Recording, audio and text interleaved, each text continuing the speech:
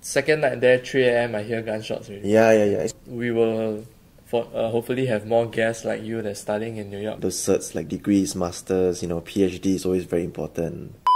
Welcome back to another episode of Starving Artists of Singapore, the show where we find out more about what it's like being an artist in Singapore. And yeah, it's been a while, man. I mean, the last episode is like... Sorry, we've been quite busy playing music and stuff, pictures here and there. But as you can see, we are at a new space because budget cuts. Then we no longer can use the previous studio. No, actually they're quite busy, so no time. Yeah, everyone's busy. Yeah, this time. Yeah. And we also only cut down to from 3 camera cut to 2, now cut to 1. But that's the reality of starving artists. Correct. Yes. And today we have back someone I haven't seen in a while because he's been away in New York City. Yes. Percussionist. Yes. Just like Joakim, we had on Joakim earlier. Yes, Joakim. And also from Moss Percussion. And we have Kah Yiong today. Hey, hi everyone. My name is Kah Yiong. That's what Pian Tong said. I'm currently doing my studies in New York. In the Manhattan School of Music. So yeah, it has been a while since we met also. I think 2018 before COVID. Yeah, before COVID. I mean, we met occasionally, I guess, but then not in like a performance setting wise. It's been... Take a pelato. Yeah, it has been quite a while since I did a gig with the Capella also. So yeah, it's great that I'm being able to be with Pian Tong to share some of the things that happen in New York. And yeah. So how long have you been? When did you start? So I left Singapore in 2022. So it has been almost 2 years. Yeah, 2 years. So you got 2 more years. So I'm doing my undergrad. So I'm left with 1 year, 1 more year. Oh, 3 years. Yeah, 3 years. Wait, Manhattan? What school is it called? Manhattan School of Music. Is it the new school? No, right? New school is different. The new school I think is Manners. So it's different. Yeah. So there's like Manners, Juilliard, then Manhattan. So they form like a line. So you're majoring in classical percussion. Performance. Yeah, performance in classical percussion. So what made you want to... Because even before going to New York, you were already actively performing in Singapore with Western orchestras, Chinese orchestras. You teach also, and you do a lot of like, outreach programs. So what made you want to dedicate more of your time to going back to full-time study? Actually, I was in the SF band also. So for like 5 years. And yeah, doing performances. Technically, as a professional, professionally, I've been doing quite a lot of things also.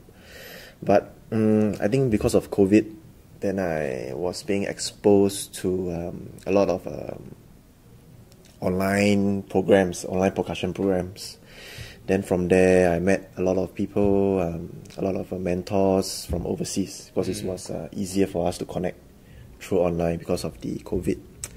So from there I realized, actually there's this opportunity to go out and learn from these great masters, Ted Katz, Christopher Lamb, who's my current teacher.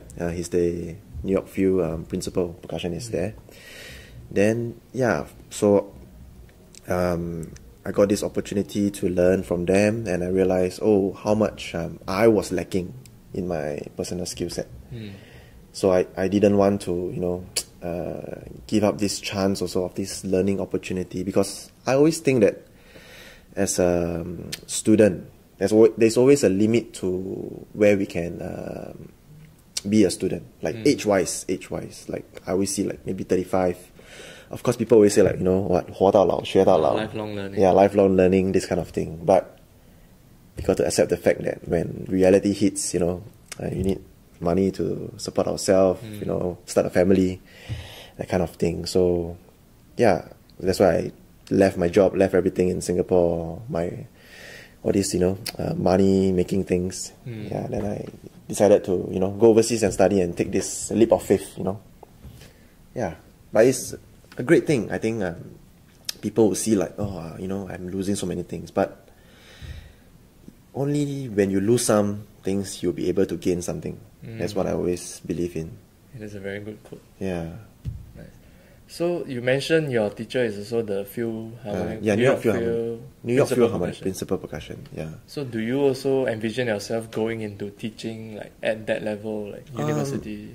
Of course, everybody dreams to be, you know, in the best orchestra, in the best in the best conservatories, universities, and of course, me myself, I won't, you know, if the opportunity arises, of course, I will grab it with both hands, and yeah, definitely, you know, being able to share my knowledge and my expertise to, you know, students that are interested in learning this wonderful world of music and percussion. Yeah, definitely I will.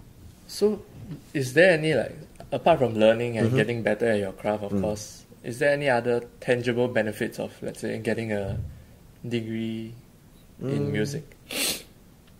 I mean, in Singapore, we always, you know, So there's a difference.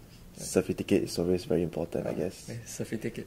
Yeah, those certs like degrees, masters, you know, PhD is always very important. But I guess in some sense we are like, you know, buying time when we go to conservatories to study and learn, because we want to have that space for us to hone our craft, practice, and not having any external, you know, how do I say, external distractions. Yeah, like that was one of the reasons why I chose to go overseas and study, because I know that in not trying to be, you know, Haolian or something. Yeah. Like I know that if I were to be in Singapore doing my undergrad in either NAFA or YST, both are great schools. We will always, you know, have this opportunity to teach in CCAs, doing performances here and there. I mean, to me, it's, you know, it definitely affects your practice time, your studies. As much as you say that, oh, you can manage, but then when money comes, you'll be like, oh, you'll definitely look forward and say, oh, I'm gonna take this gig, then I will lose 3 hours of practice time, which was what I didn't want, because, you know, yeah, that's why I chose this going overseas to study, seeing different things, learning from different people also. Yeah, so it's that was one of my main reasons also why I decided to go overseas.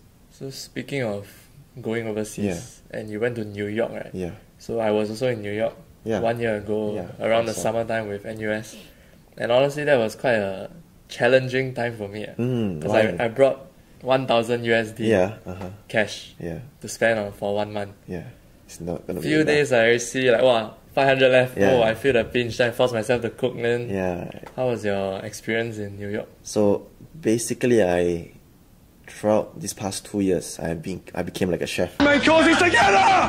Shit! Stop lying to me! You're saying yes all the fuck. Great cook, yeah. I rarely eat out, maybe once every 2 months or 3 months. Yeah, I very rarely do I eat out in New York, because I mean it's a great city. Everybody thinks that, oh, you know, the Big Apple, the Big Apple, full of life, the city that never sleeps, lots of things going on. But with all these things, it comes with a price, which is the cost. Yeah, food there is expensive. You know, taking a Uber there is also expensive.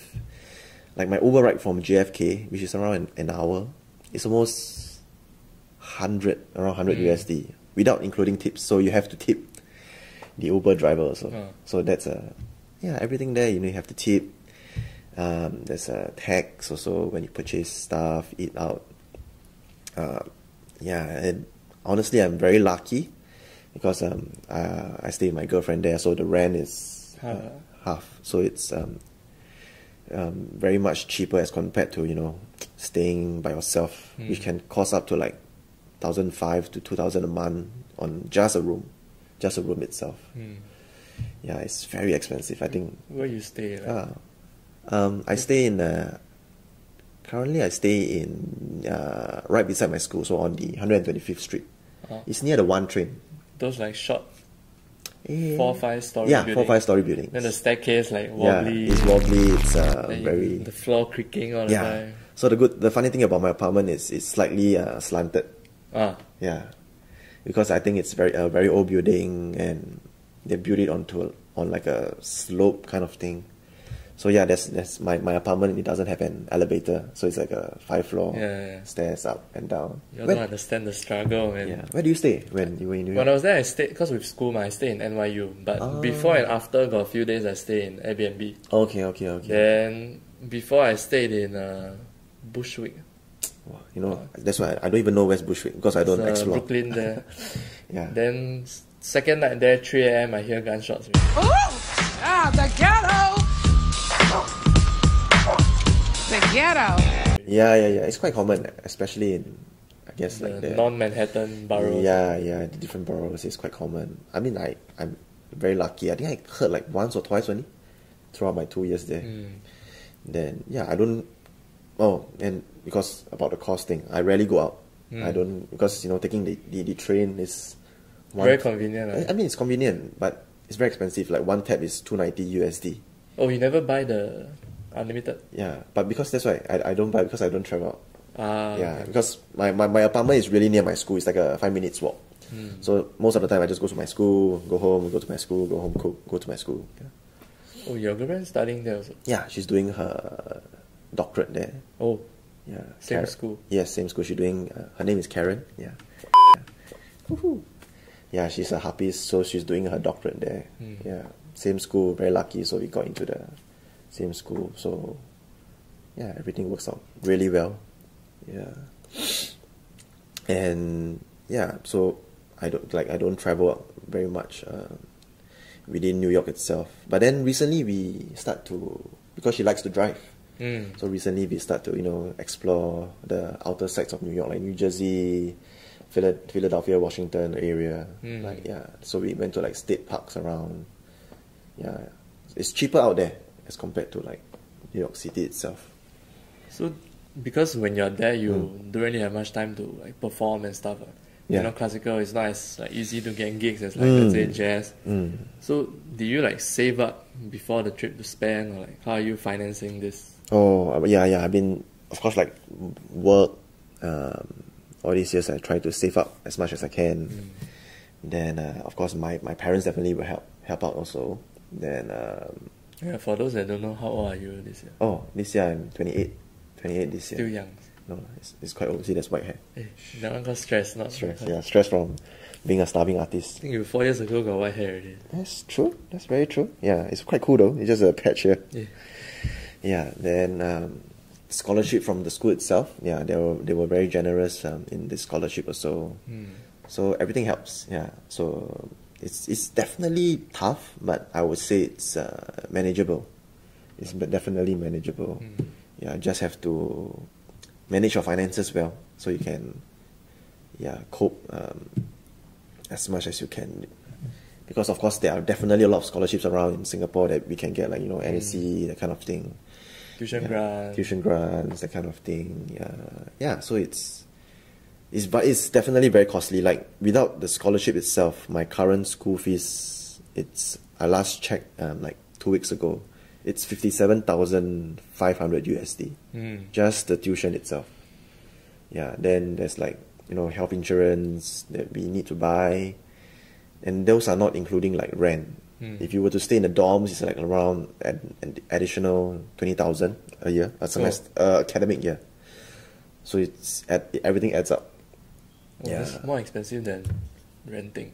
Yeah, but some people would prefer like stay in the dorms because it's safer. Safer, yeah, definitely. Then it's right beside school, so you don't need to travel.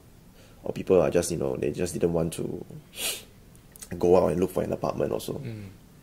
Yeah, it's costly. Do you think Karen study how long? She's doing her doctorate, so it's a 2-year program. 2 years. But she could stay up to 5 years. Oh, okay. To like finish her, I think they call it like thesis or something. So ideally you all go and come back at the same time. So yes, so currently around the same time. Yeah. So I have 1 more year. So she's going back with me this coming summer break fall, summer break end. Yeah. So it's she's. So we will hopefully have more guests like you that's studying in New York. New York, New York. Come on this show lah. Yeah, overseas, overseas sharing. But do you think being a musician in New York is easier or harder than Singapore? I mean, from what I experience, it's hard for someone to just jump in to the New York scene and to be able to make a living, because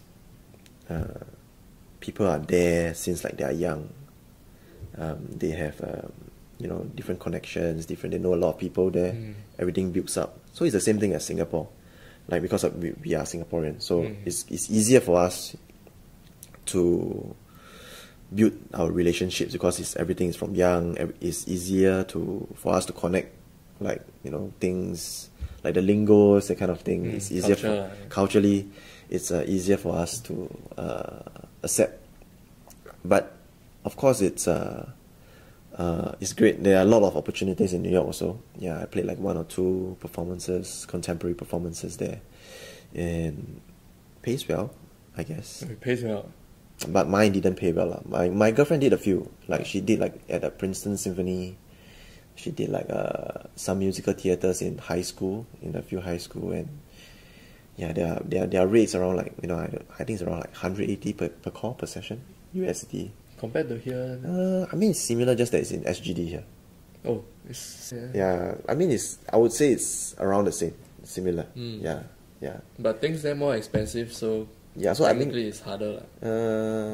harder in I would say it's almost the same. I mean, for me, it's like staying in New York is very similar to Singapore, other than the food.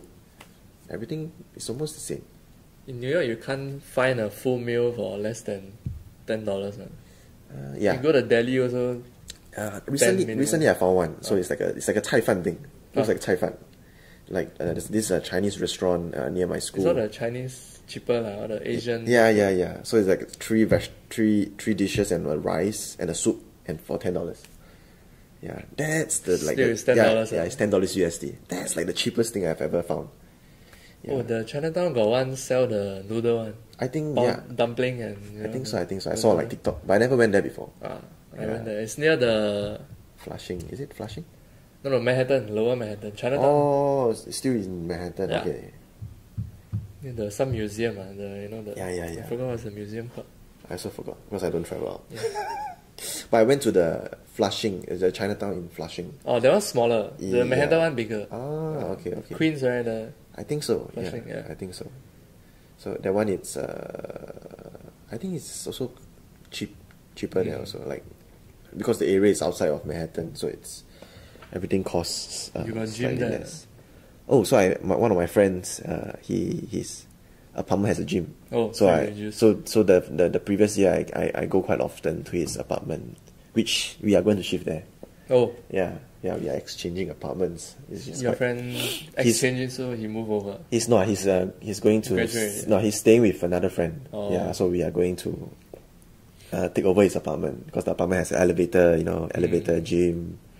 So it's more convenient, comfortable also. Yeah. The rent, same. The rent is slightly more expensive, but I think it's Worth worth lah. it. Yeah, because our current apartment is going to raise their rent also. Oh, okay. So that's why it's more worth it. Plus, really, those creaky stairs, Yeah. you see already, you also. It's crazy. It's No mood. Yeah, it's really no mood. It's like then another thing is because my girlfriend bought a hub there. Oh, Yeah, so the 5 floors is quite hard. Impossible. So we decided to change the apartment, have an elevator. Helps a lot. It helps a lot. Yeah. so now that you're back here in Singapore, right, Mm. anything you're up to that the audience can look forward if they want to watch you perform? Oh, I'm very lucky though. Like ever since I'm back from Singapore, a lot of projects also. Yeah, very grateful to all those people that is helping me with all these performances. I played with Singapore Symphony recently for their finale concert. Played with SCO also, and upcoming TPO. I recently played with a TPO with their quite a cool concert. TPO is what? The Philharmonic Orchestra, TPO. Oh. Yeah, they played with this pop singer Haken Lee, Li Keqing. Yeah, it's a Hong Kong singer, I think. I think it's a Hong Kong singer. Yeah, it's quite cool. We play in the National Stadium. Is it National? No, sorry, Indoor Stadium. Oh, yeah, smaller one. Yeah. The one look like hot pot. Yeah. Which one is National Stadium? Is the football one? The National Stadium is the open one. Okay. Then it's Indoor Stadium. Indoor is the smaller one. Yeah. Then a lot of performances. Very lucky lah. Very lucky. Then few coming up with MFO Metropolitan Festival Orchestra. Moss, the group that we are in. Joaquin also. Yes, Joaquin also. Derek, my very good friend. Yeah, we have a project coming up.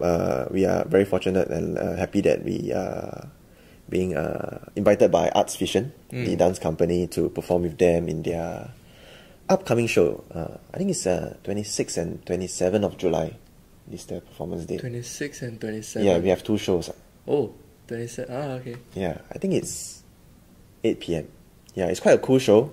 The music is written by John Lin Chua, great composer, very collaborative artist also. You know, she's very open, because I always feel like writing for percussion is very challenging. Like there's so much possibilities we can explore, and she's very open to all these different ideas when we share during rehearsal. And of course, previously she definitely has experience writing all this kind of music also. And yeah, it's a fun experience collaborating with dancers also, because like we have to try our best to link up whatever she wrote to the movements of the dancers also. And most of the time it's hard for us to gauge also, like when the dancer is going to do this or do that kind of thing. So it will be a very interesting program. I think it's a 1-hour show. Where is it? It's at Singapore Chinese Cultural Centre. Oh. Yes, SCCC. Downstairs, upstairs. I think you can look at the... I really forgot. Down in the description. Yeah, down in the description. Is it ticketed? Or? It's ticketed, yes, it's ticketed. 2 shows, I think it's 8 p.m. both. 8 p.m, 26 and 27 of July. Yeah, it will be a fun program, very fun program. And yeah, I'm really looking forward to that program also. The respect they have for the musicians.